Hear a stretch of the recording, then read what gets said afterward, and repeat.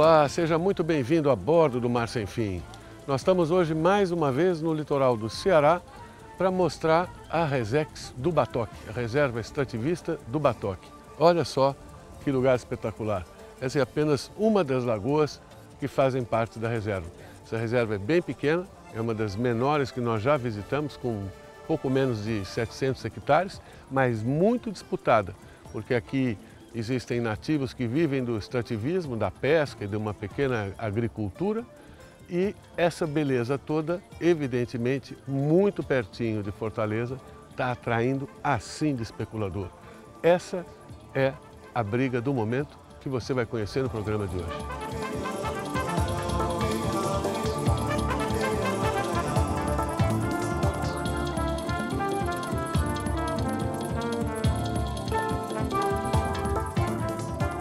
Ô Miriam, de quanto é a Resex quando ela foi criada? A Resex do Batoque foi criada em 5 de junho de 2003.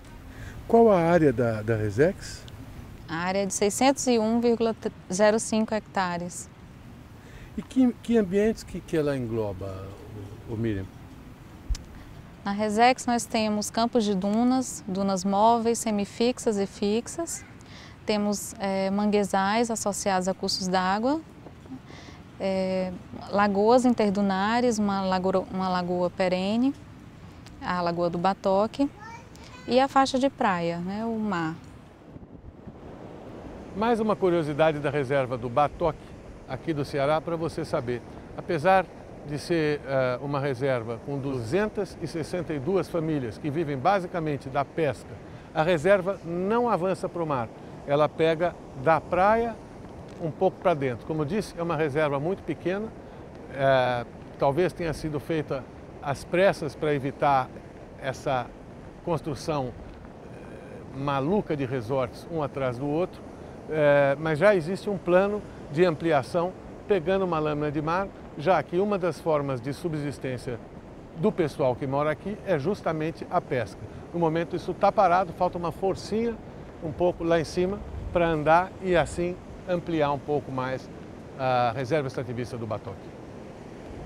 O objetivo de uma reserva extrativista é a conservação dos recursos naturais lá existentes, mas também a conservação e a manutenção do modo de vida tradicional da população que depende desse recurso para, como diz o nome da categoria, né, extrativista, então dessa população extrativista tradicional que depende do recurso da natureza. Desses recursos é a pesca e, no entanto, a Resex acabou sem uma lâmina de mar, né? Como se explica isso? Sim, os pescadores são os principais beneficiários da reserva extrativista do Batoque e no processo de criação não entrou a parte marítima. Por alguns entraves administrativos, que se aproveitar um momento político oportuno para a criação da unidade, e a maior reivindicação da comunidade na época era a garantia do território para continuarem vivendo, né? Existia o risco existia uma disputa com empresários pela posse da terra, e aí optou-se por criar mesmo sem essa porção de água marítima. Miriam, quais são as maiores ameaças à Resex?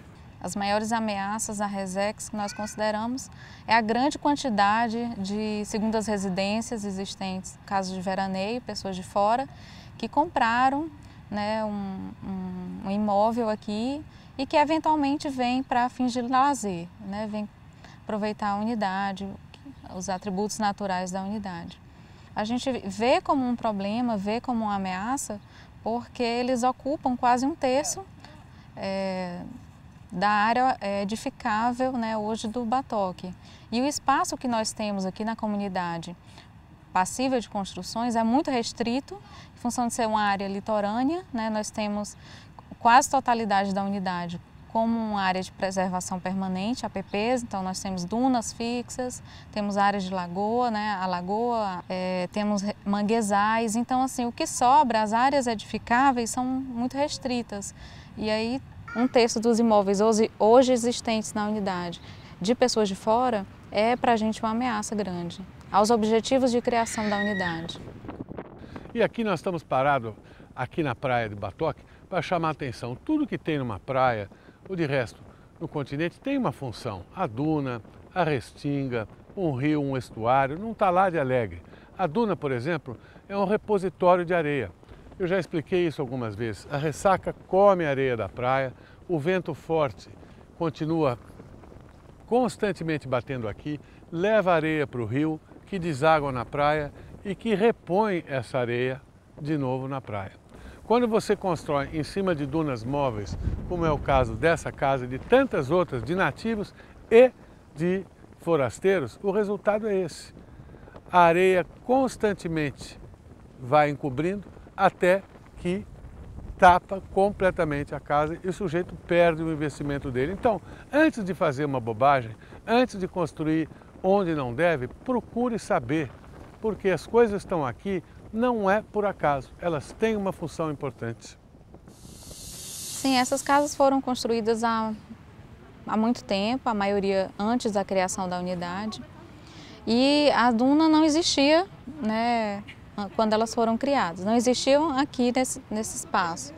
E aí, com a dinâmica, como esse ambiente é muito dinâmico e com incidência de ventos fortes, a duna foi se deslocando, como é típico também de dunas móveis, né, e avançando sobre as casas. A maioria dessas casas são de pessoas de fora, algumas casas foram abandonadas, mas existe ainda algumas de nativos.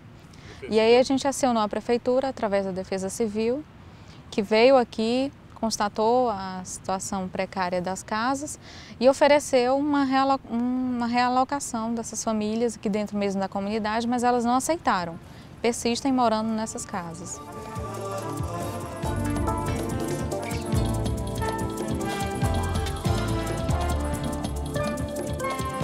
Mas, enfim, mostrando hoje para você a reserva extrativista do Batoque, no Ceará.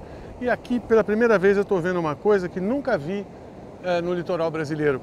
Essas madeiras aqui não são madeiras quaisquer.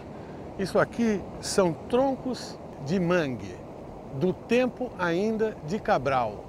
Já são quase fossilizados, foram estudados aí pela Universidade Federal e chegaram a essa conclusão.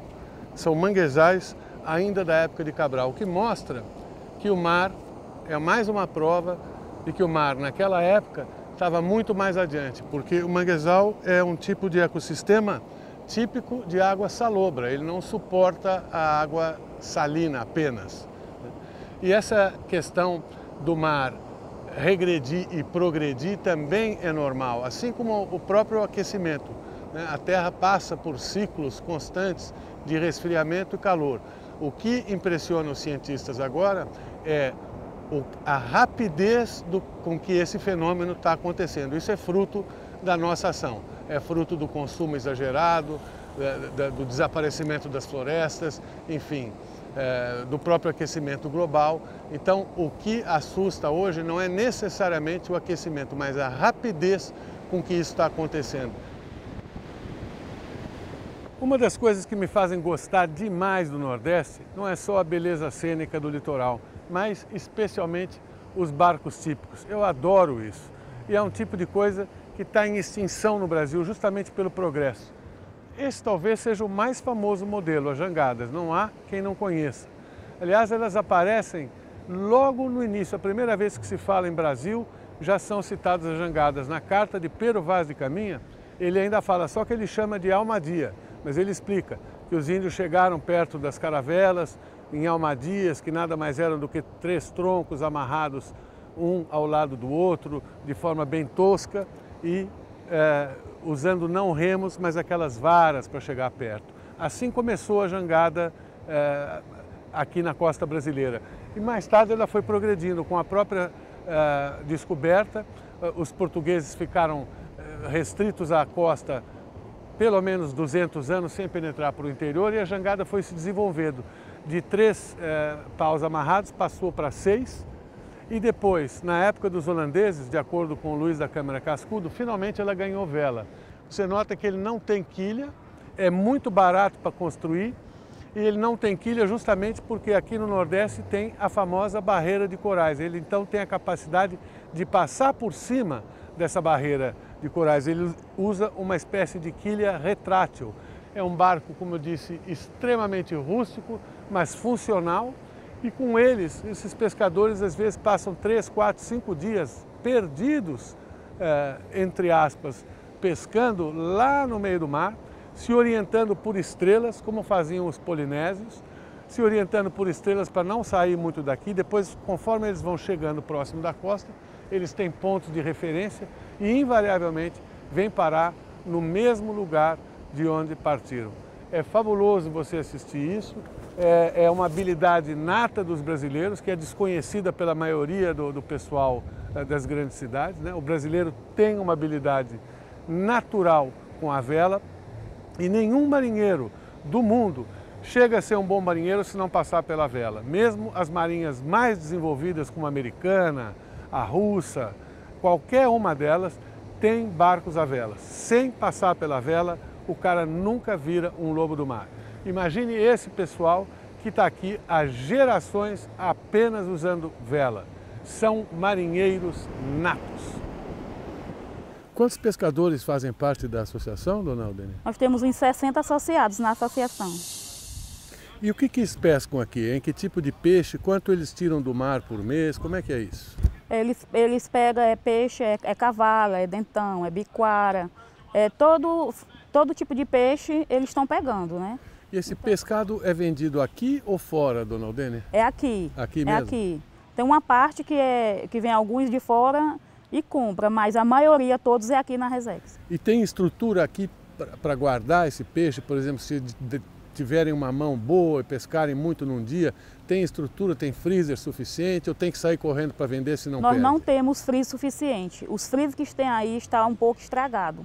Então, assim, é isso aí que a gente às vezes conversa e pede que o governo olhe mais para a nossa parte de pescador, porque se a gente vê o galpão de pesca está muito mal estruturado, os freezers estão muito enferrujados. Sinceramente, o peixe está caindo de produção, ele não está aumentando mais como era antes.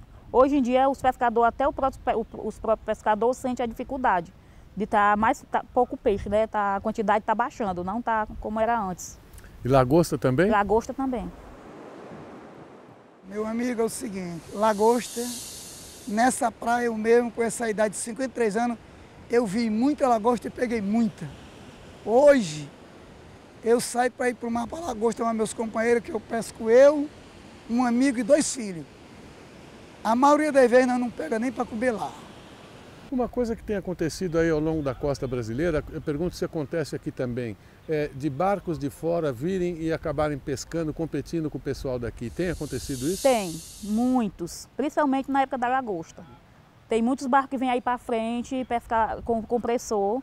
Já houve até assim conflito, às vezes os pescadores pegam a jangadinha deles, vão até lá, antes deles chegarem lá, eles já vão embora, que é justamente para não filmar, para a gente não saber quem é, né?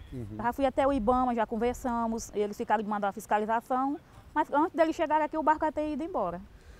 Bom, uma reclamação que é constante do sul ao norte, a falta de fiscalização por parte do IBAMA ou até do ICMBio quanto à pesca, né? Aqui também alguns deles, a própria presidente da associação reclamou, os lagosteiros vêm aí, eles chamam o IBAMA, pescam com compressor que é proibido e a fiscalização não acontece. Como responder isso? Nós temos contemplado as fiscalizações tanto de terra como de mar. As de mar em menor número, porque nós não temos embarcação, então elas são sempre feitas em parceria com a Marinha ou com o IBAMA, que possui embarcação. Mas as fiscalizações de mar são pouco frequentes, de fato, em função dessa nossa limitação, né? E assim, como a unidade também não tem porção marítima, a gente não pode atuar nessa área.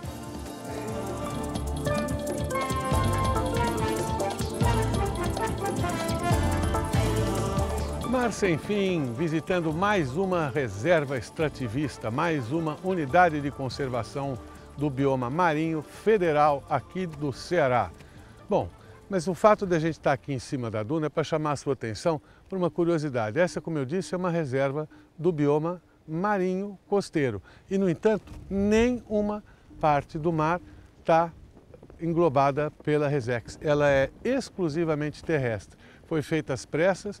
Eu tenho a sensação que a importância dela foi mais para proibir a construção de hotéis e resorts gigantescos que estragariam a paisagem aqui. Então, essa parte marítima acabou ficando de fora. E, no entanto, uma Resex é uma reserva extrativista e a principal extração que o pessoal faz aqui é justamente de peixe.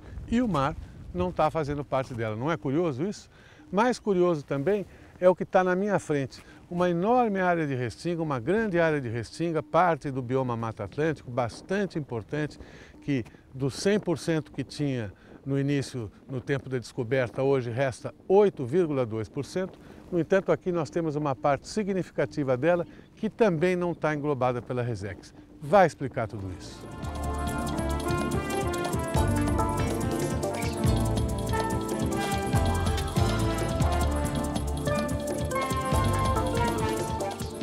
E esse é o limite oeste da reserva. Como eu já falei, é uma reserva pequena, tem 600 e poucos hectares, e essa área aqui é a área mais preservada, justamente porque ela tem uma pendência judicial.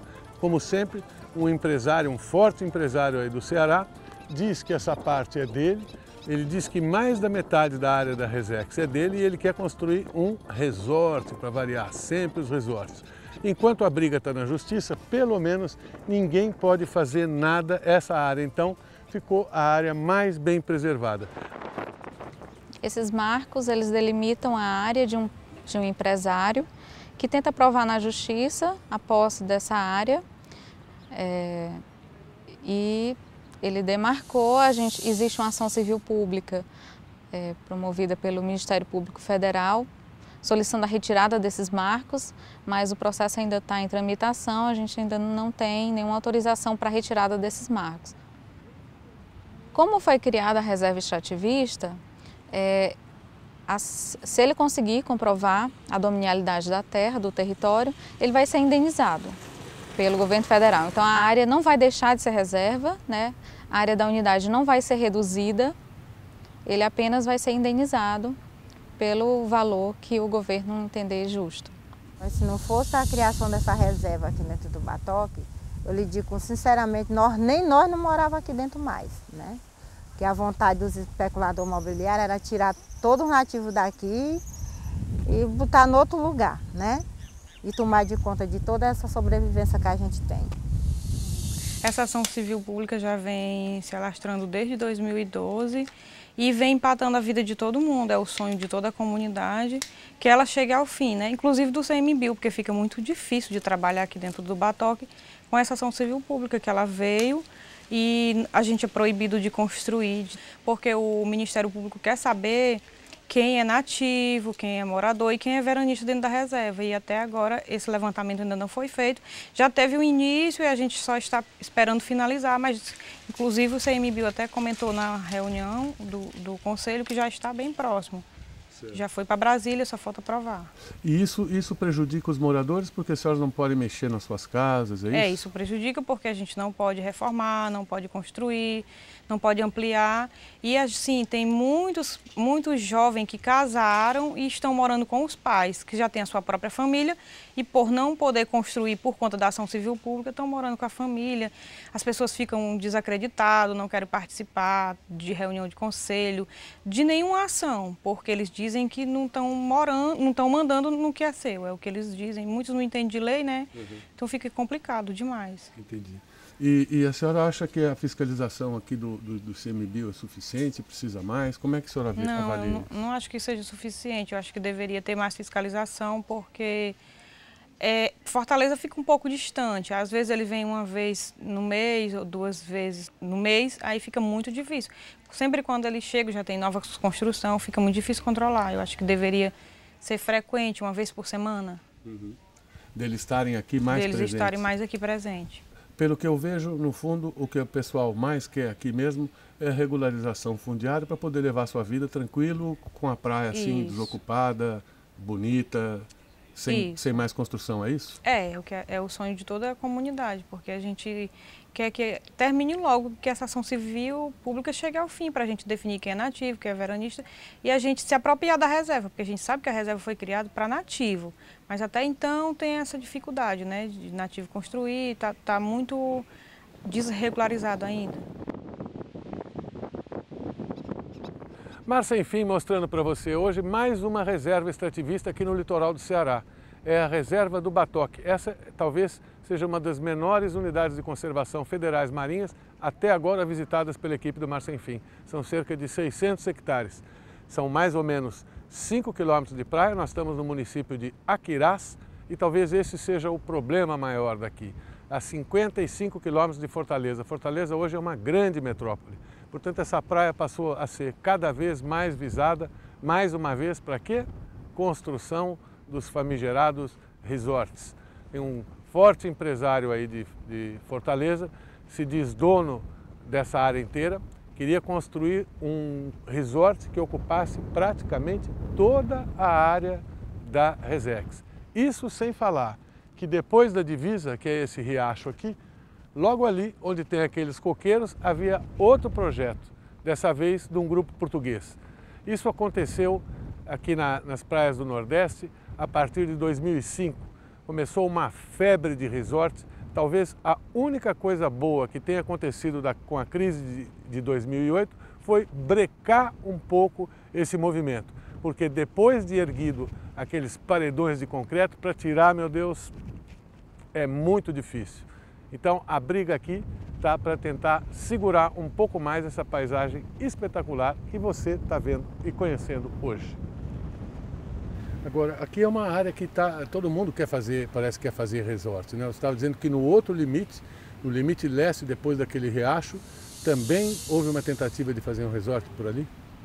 Houve, há um tempo atrás, e como ficava bem próximo à unidade, na zona de amortecimento, a unidade foi consultada e foi contrária à implantação desse resort também na comunidade vizinha, ao Batoque. E quando a comunidade é contrária, é suficiente para segurar e impedir a construção da obra? Quando uma obra é feita a menos de 3 quilômetros de uma unidade de conservação e comprovadamente gerar impacto a essa unidade, o Instituto Chico Mendes precisa dar anuência. Então, não dando essa anuência, inviabiliza o licenciamento da obra.